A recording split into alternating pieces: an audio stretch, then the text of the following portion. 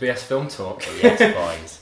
Let's just Jump right into it. Okay, Ben! What's the first film that we saw this week? The first film we saw is The Greatest Showman. Oh! The Almighty. You'd already seen it. Yes. I had to see it. I'm not a fan of musicals. The only exception is La La Land. Do you enjoy musicals? I enjoyed this one. Generally, not. It's just a bit pointless singing.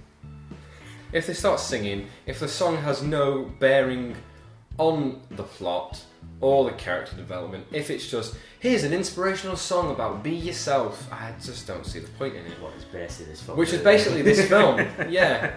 Right, who's in this film? The main cast is Hugh Jackman, Zac Efron, Zendaya and Hayley Williams. Is it Hayley Williams? Who? It's Michelle Williams. Michelle Williams. Hayley Williams from Paramore is in The Greatest Showman. The wonderful actress that is Michelle Williams. Okay, then what do you think of this film? Personally, when I first watched it, I really enjoyed it. I think it's a good storyline because it's true-ish. It's based on a true person. But how well they showed that character, from what I've heard about him in real life, compared to what I've heard what he's in the movie. He was apparently a bit, not a great guy in real life, but showed to be a bit of a nicer guy. Yeah, this was a passion project for Hugh Jackman. I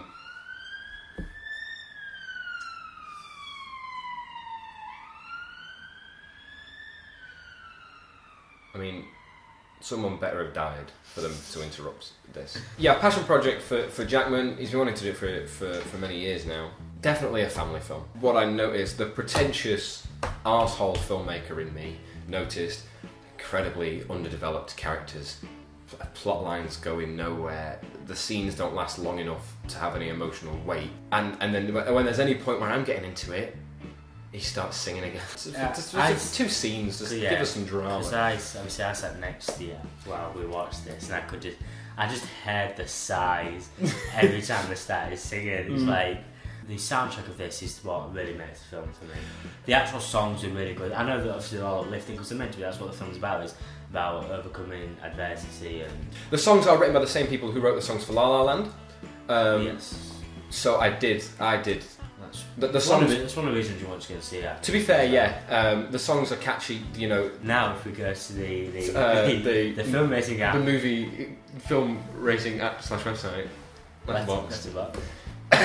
I rated it a 4.5 in the end because I walked out the cinema. It's feel good, isn't it? You feel good coming out of it. And right at the end, there's a quote from the main guy in it. P.T. Barnum, yeah.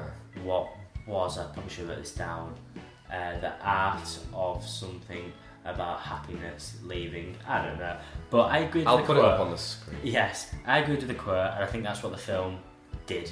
It set out to achieve a goal, and it did it. The songs distract you from the fact that it is bland story and characters. I didn't care for them enough. I don't care for you. But if we're doing our bit, yeah. I'm gonna go with Tastefully Done. Tastefully Done. I'd say it was alright. Yeah, it was alright. Film number 2. Right, the next two films I'd already seen, both in my DVD collection. Thought I'd give them to Ben to watch. What did we watch, Ben? We started with Mother. Now, by Darren Aronofsky, who also did the fantastic Black Swan. Yeah, this. You've got it. Do I blow it away for a wish? Okay. You blow away. Ah, well. Stars Jennifer Lawrence and Javier Bardem. Jennifer Lawrence is not annoying in this one. I do like Jennifer Lawrence, but this is a real good role for her. It was marketed as a mainstream horror thriller with Jennifer Lawrence and Javier Bardem, and there's a bit of creepiness, and there's a bit of fire in the trailer. Like, oh, she screams, what's going to happen? When you go into the film, it's very much an art house flick. You would agree, even though it didn't faze you as much. You have to agree. Yeah. There's some horrific imagery in it. There is one or two scenes where it made me feel like, yeah, that's bad, but It made me feel physically sick. Are you okay? I know it's a film, and it's like... Oh yeah, I know it's a film, but it's like, I've never seen anything like it before. But don't get me wrong, I love this film. Same. It's great. The first 2/3 of the film are a little bit slow. It's slow but not boring. Yeah, I agree with that. But then, like, the last 30 minutes are intense. Yeah, it impacts a lot there. It's like, all happens then. I'm not going to spoil it, but it is about something. The film means something. It's very much a statement by Aronofsky. His view on a particular topic. Once you understand what that is, I think it's a much richer experience for this film. I think you either love it or hate it. Yeah, because obviously we watched it together again. Obviously, I enjoyed the film after I watched it, and then he actually told me what it was about, like the meanings behind it and stuff like that.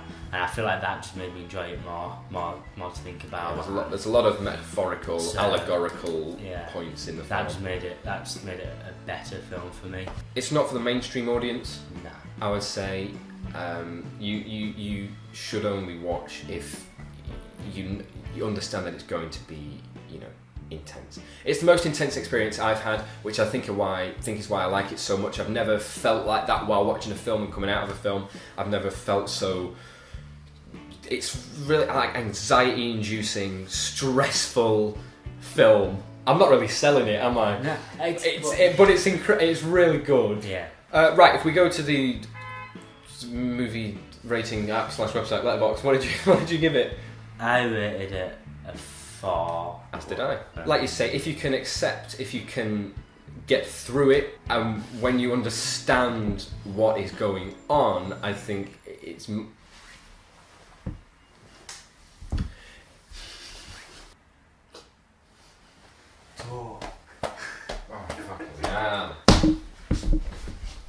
Yeah, 4 stars from me. Right, in our scale, I would say it tastes good. Yeah, I agree with that. Tastes good. Right, what was the final film that we watched? The final film we watched was Moon. Let me start. I have an incredible emotional attachment to Moon. I watched it it was like 2009 when it came out, and I loved it so much.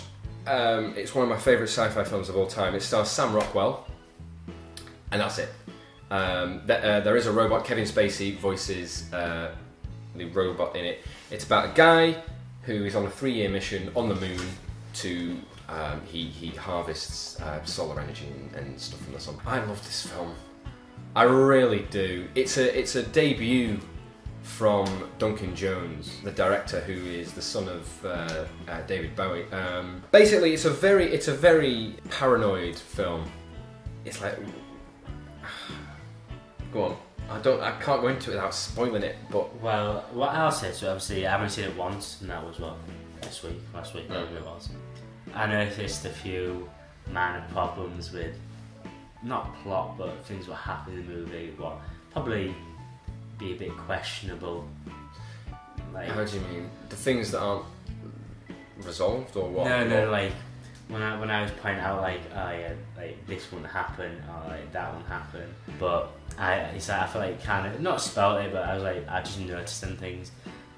I enjoyed the film, but obviously I don't have any sentimental childhood memories towards it, so I don't have a big affection towards it. So I'm not a massive fan, because you just enjoyed it so much. Yeah, I mean, watching it, I haven't watched it in a little while. Watching it again with Ben, I did notice there are some, editing quibbles that I have, some questionable dialogue and what have you. Again, I have such an attachment to it. It's such an impressive story to me, especially from a first-time writer-director. Especially that genre, it's a sci-fi film. Again, the CGI is questionable. There's a spaceship that flies over. Oh, yeah. But what I really enjoy is just like, the human story of it. This guy's losing his mind and he can't talk to his family. The communications are down, and then there's robots being dodgy. It's like 2001, but better. So, what did you rate it on the movie rating app/website Letterboxd? I think I rated it 3.5. Yeah. Just another average film for me, really. Whereas I rated it 5 stars. Yeah. Clint Mansell's score is brilliant. I downloaded it as soon as I watched it. It's just some fantastic, one of the best, you know, bits of music I've heard in movies. The human stories that I enjoy, the genre, the music, and the emotional attachment I have to the film may give me a biased, you know, maybe a bit score, but it's a 5-star film for me, and it's tastefully done. More of it. That ambulance is for you. The final thing I want to talk about is the budgets of the film.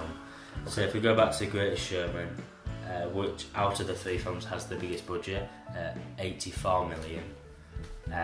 Dollars. On its opening weekend in just America, it only made $8 million. Worldwide, it's now made $259 million. Wow. So absolutely nearly smashing the budget by $200 million. It has done well. I think during, you know, its time of Star Wars, that Christmas time of break year as well. Christmas break and Star Wars, you know, it's a very dominant film. These the big blockbusters. But then obviously, I'm glad it's done well because it is a fun film. Then we go down to Mother out of the 3, a middle budget of $33 million. But because of the type of film it is, it didn't get like a lot of. It was advertised as something it wasn't, and it was very critically panned because of that. And so that only made $17 million. Yeah, not even half. Oh no, just over half of Yeah, its budget back. And Moon obviously was made 9 years ago.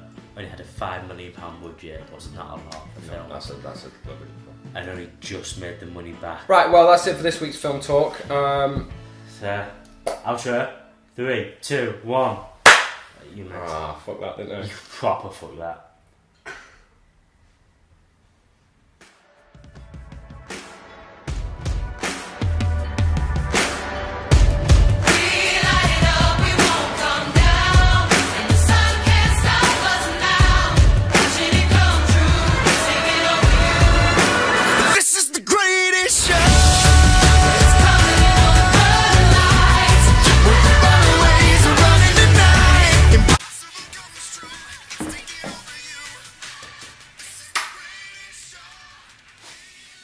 What are you doing?